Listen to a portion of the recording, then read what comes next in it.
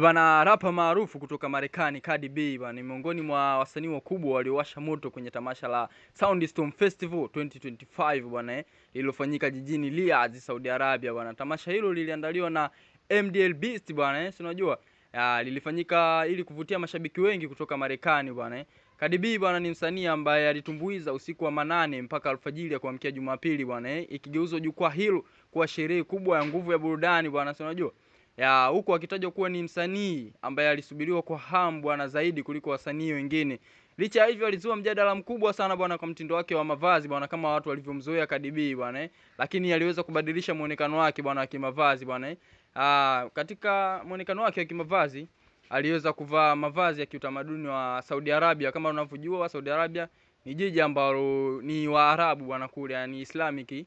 Na hivyo ni vile vile aliweza kuvaa kwa tamaduni za kule zilivyo bwana. Na pia aliweza kutambulisha bwana akichanganya na muziki wake wa zamani pamoja na nyimbo zake mpya bwana katika albamu yake ya I Am The Drama bwana. Na hii ilikuwa ni Sema Africa Media.